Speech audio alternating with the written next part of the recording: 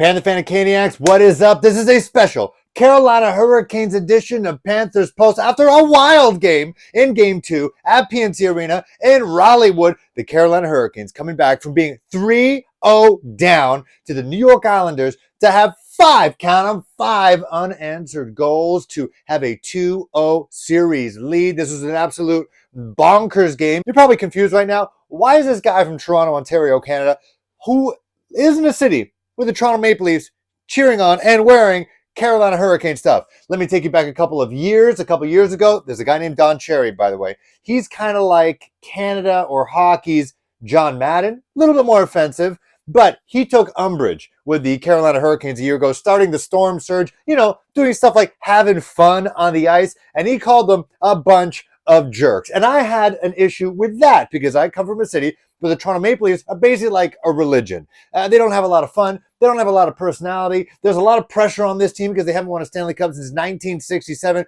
Carolina Hurricanes, they've won that already with Rob Brind'Amour, now their head coach. And so it seems to be uptight. They're very uptight. They're kind of like the Dallas Cowboys of the NHL. They have the most money. They have the most exposure. They're talked about the most. Their highlights are shown the first in all the networks here. But for whatever reason, they have no success to back all that up. Oh, and also, playoff tickets earn the hundreds and thousands of dollars, and the entire 100 level is mainly corporal guys. No fun. All the fans sit up in the rafters or outside. And so when I had a chance, and also I was a Carolina Panthers fan at the time, and so still is, obviously. So when I heard Don Cherry talk about the Carolina Hurricanes as a bunch of jerks, I backed them up. I smack talked this man on live television. That was the first time I experienced Twitter hate in my life. Imagine someone ripping on John Madden. He's a national treasure across the football world. Don Cherry's kind of the same way. So after that, I kind of pushed back. And from then on, I always kept an eye on the Carolina Hurricanes. And so when they got this jersey last year, the 25th anniversary jersey, I hit up my guy. He hooked it up. I got Marty Natchez on the back. I wish I had Seth Jarvis, a little bit more on him, but I've been watching this team ever since. And it just also looks like it's a team, the way they operate, the tailgating, the family atmosphere. It seems like, as I've been told by their official photographer, it's kind of run like a mom and pop shop, not like a multi-billion-dollar organization, which it is. But I love the tailgating aspect. The fact that it shares a parking lot with NC State Wolfpack is just awesome. It's a departure from what I'm used to here in Toronto. So anyways, back to the game. When I was watching this, Hurricanes are down 3-0. Freddie Anderson, who used to be the Toronto Maple Leafs goalie, looked like he was lost. I didn't know what was going on. It looked like he just wasn't his cat-like reflex self. But then when they were down 3-0, something a part of me felt like this wasn't the end. Normally, for most teams, I would turn it off. I'd switch the TV over. But I felt very calm, cool, and collected. I felt that the Hurricanes can somehow get this one back. It was the opposite of Game 1, where it felt like they lucked out. They were not the better team in Game 1, but they lucked out in a way, and the puck just fell their way, and they won, gave them the 1-0 series lead. But in this game, they were swarming. It was literally like a hurricane. They were battering the New York Islanders. They didn't have a shot on goal until I think the 7.5-minute mark in the first period. The Hurricanes were battering their goalie. It was absolutely ridiculous, and it just wasn't falling their way. They hit the post, I believe, 8 times throughout this game. In the end, they outshot the New York Islanders 39-12. 39-12. And so it just wasn't falling their way. So I figured if they just kept doing what they were doing, out physically the Islanders, even the commentators said it looked like the Islanders were getting gassed. Their legs were absolutely destroyed and they were drained. The lactic acid building up, and it felt like, especially with the home crowd, PNC Arena, and Martin Hook said, these guys have been drinking since 1 o'clock in the afternoon in the parking lot, and they've been rowdy and they've been ready to explode. And then when the momentum started picking up a little bit, you can see that there was no stopping that surge. There was no storm surge. The surge was in the crowd, and it eventually bled into the ice. Timo Teravainen making it a 3-1 game, and then it almost felt like it got away. When there was a disallowed goal due to high sticking, which I thought that would have been game over. Bye-bye. Going to the Long Island and try to get another 2-1 series lead in that. Thought they were going to tie this one up, but it didn't work that way. And this time around, it was the Islanders who thought that maybe they were the worst team in this game, and they were going to luck this one out. But that wasn't going to happen. Once that goal was overturned and the surge of the momentum just kept going and going, and into the third period, you knew something crazy was going to happen. And when my guy, Seth Jarvis, just rifled the puck by the Islanders goalie, Like, honestly, I had to watch it slow mo at least a couple times, 3, 4 times, because I couldn't see the puck. The guy was absolutely on fire. He's been on fire this year. I heard, if you listen to Spit and Chicklets, if you're about that, I'm warming up to the podcast, but he was on it. I listened to it because he's a Hurricanes guy. He's from Winnipeg. That place is cold. It is like minus 42 in the dead of January. That is in Celsius. Look it up in Fahrenheit.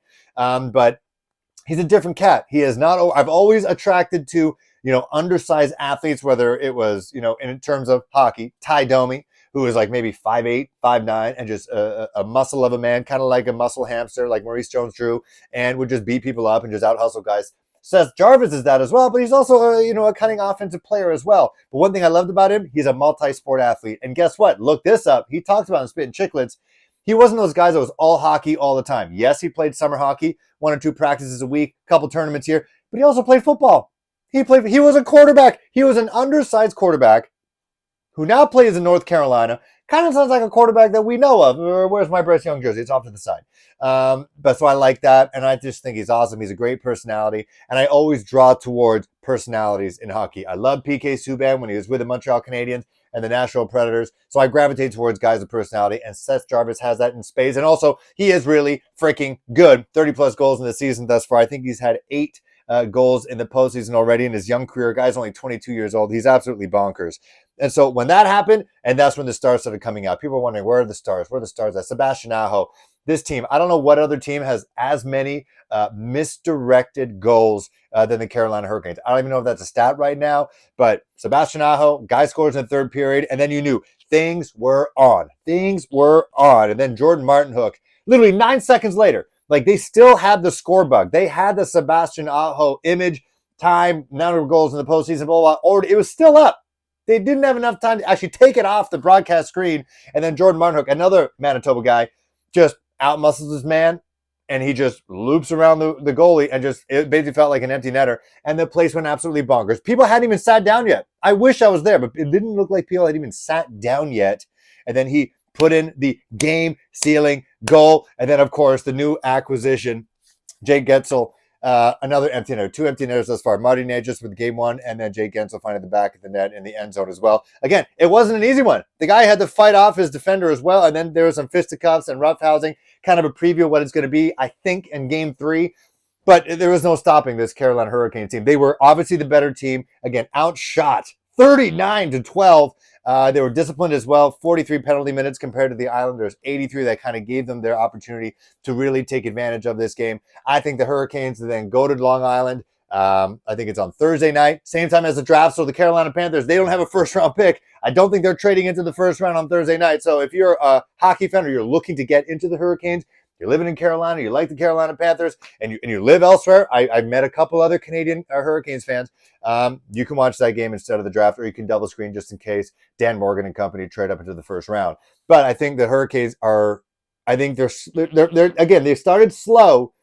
In game 1, they were lucky to come out of that game. And then in game 2, again, a little bit slow, unlucky. The puck wasn't really falling their way. And then they really became themselves there as the game went on. And too bad they have 2 days off.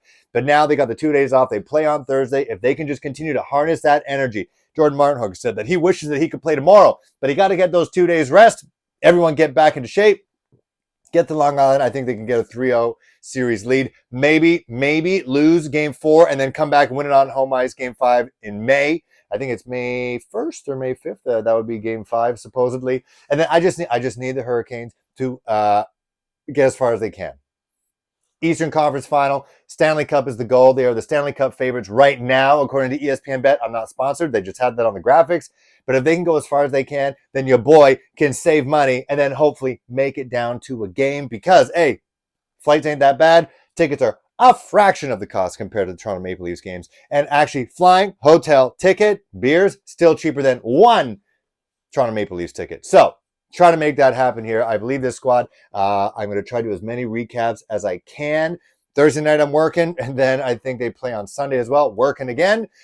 So I'll try to do a recap the next day after that if you guys are into it. Let me know what you guys think about these kind of recaps for the Carolina Hurricanes. Because honestly, if you're from Toronto, you like the Raptors, you like the Leafs, you should like the Argonauts, you should like TFC, you should like the Blue Jays. I know I'm not even from Carolina, but I love the Panthers.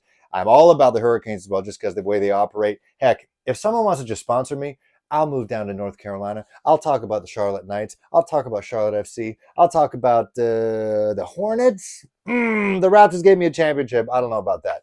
But let me know what you think about this series. Let me know what you think about this team.